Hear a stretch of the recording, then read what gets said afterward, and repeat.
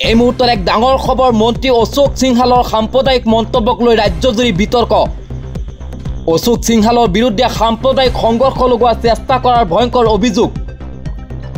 সংখ্যালঘুৰ ওচৰত ক্ষমা খুজিব লাগিব মন্ত্ৰী অশোক সিংহালে এনেদৰে সংখ্যালঘু সংগঠনে দাবী জনাইছে অশোক সিংহালৰ বিৰুদ্ধে মুছলমানক অপমান কৰাৰ ভয়ংকৰ অভিযোগ উত্থাপন হৈছে মুছলমানক টাৰ্গেট নকৰিবলৈ অশোক সিংহালক কঠোৰ সকিয়নি প্ৰদান কৰিছে সংখ্যালঘু সংগঠনে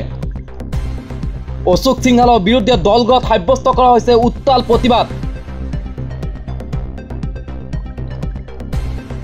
ভাওনাক অপমান কৰা অশোক সিংহালে এইবাৰ টাৰ্গেট কৰিছে অসমৰ সংখ্যালঘু লোকক টুপি দাড়িৰ প্ৰসংগ আনি সংখ্যালঘুক তাচ্ছিল্য মন্ত্ৰী অশোক সিংহালৰ এই মুহূৰ্তত ডাঙৰ খবৰ গোৱালপাৰাৰ কথা ভাবিলেই টুপিৰ কথা চিন্তা আহে এনেদৰে মন্তব্য কৰিছে মন্ত্ৰী অশোক সিংহালে দাড়ি টুপি পাইজামাৰ কথা মনত পৰে গোৱালপাৰাৰ কথা ভাবিলে এনেদৰে এক বিতৰ্কিত মন্তব্য কৰিছে মন্ত্ৰী অশোক সিংহালে নিৰ্বাচনী প্ৰচাৰ সভাত অশোক সিংহালৰ সাম্প্ৰদায়িক মন্তব্যক লৈ ৰাজনৈতিক মহলত এইবাৰ প্ৰতিক্ৰিয়া সৃষ্টি হৈছে ভাতৃঘাতী সংঘাত লগাব বিচাৰিছে মন্ত্ৰী অশোক সিংহালে এনেকৈ সংখ্যালঘু সংগঠনে কোৱা পৰিলক্ষিত হৈছে অশোক সিংহালৰ মন্তব্যক গৰিহণা পূব গোৱালপাৰা কংগ্ৰেছ বিধায়ক একে ৰছিদ আলমৰ অশোক সিংহালৰ মন্তব্যক লৈ গৰ্জি উঠিল সংখ্যালঘু সংগঠন নেমচু এই মুহূৰ্তত নেমচুৰ সভাপতি কিছু মন্তব্য আছে সেই মন্তব্য শুনালৈ বিচাৰিছো অসমৰ মিয়া মুছলমানসকলে অসমীয়া ভাষা অধ্যয়ন কৰিছে অসমীয়া ভাষা জীয়াই ৰখা আন্দোলনত অসমৰ মিয়া মুছলমান শ্বহীদ হৈছে আপোনালোকে সেই শ্বহীদৰ তালিকাখন চাই ল'ব মাধ্যম আন্দোলনৰ ভাষা আন্দোলনৰ সেই তালিকাখন চাই ল'ব এনেকুৱা অসমত কিছুমান মানুহ আছে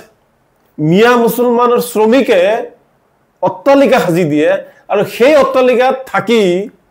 হুই হুই মিয়া মুছলমানক গালি পাৰে ৰাতি মিয়া মুছলমানৰ বিৰুদ্ধে প্লান কৰি দিনত আহি মিয়া মুছলমানৰ বদনাম কৰে চৰৰ পৰা গাঁৱৰ পৰা মিয়া মুছলমান লোকসকলে খেতিয়কসকলে শাক পাচলি লৈ আহে চহৰত বিক্ৰী কৰে ৰাতিপুৱা সেই শাক পাচলি খাই দিনটো মিয়া মুছলমানৰ বিৰুদ্ধে গালি পাৰে এয়া হৈছে বৰ্তমান কিছুমানৰ বাবে অসমৰ অৱস্থা গতিকে আমি এই হিন্দু মুছলমানৰ বিতৰ্কটো আমি এৰি উন্নয়নৰ ৰাজনীতি কৰিব লাগে মিয়া মুছলমানসকলে কেতিয়াও অকল গোৱালপাৰাই নহয় অসম নহয় ভাৰতবৰ্ষৰ বিৰুদ্ধে কাম কৰা নাই এয়া আমাৰ দেশ এয়া আমাৰ ৰাজ্য এয়া আমাৰ মাতৃভূমি জন্মভূমি জন্ম হৈছো ইয়াত মৰিমু ইয়াত অসমৰ হকে আমি সদায় আছো চিৰদিন আমি বেলেগৰ পৰা আহি ইয়াত আমি ব্যৱসায় কৰিবলৈ অহা নাই ইয়াতে আমি জন্ম হৈছো আৰু এইটো মাটিতে আমি মৰিম আপোনালোকে আমাক লৈ ৰাজনীতি কৰিব নালাগে আমাক লৈ মূৰ ঘামাব নালাগে আপোনালোকক খালি এটাই অনুৰোধ জনাইছো আপোনালোকক আমি বিধায়ক বনাই দিছো মন্ত্ৰী বনাই দিছো আপোনালোকে সংবিধানৰ শপত খোৱা ব্যক্তি হয় আপোনালোকে সকলো জাতি জনগোষ্ঠীৰ শান্তি সম্প্ৰীতি মিলাপ্ৰীতি ভাতৃত্ববোধৰ স্বাৰ্থত কাম কৰক আৰু উন্নয়নক লৈ ৰাজনীতি কৰক কোনে কিমান উন্নয়ন কৰিব পাৰে আপুনি আৰু এটা কৈছে যে মিয়া মানুহ কংগ্ৰেছৰ কথা কৈছে মিয়া মানুহ অকল কংগ্ৰেছ নকৰে মিয়া মানুহ বিজেপিও কৰে মিয়া মানুহ যদি বিজেপি নকৰিলেহেঁতেন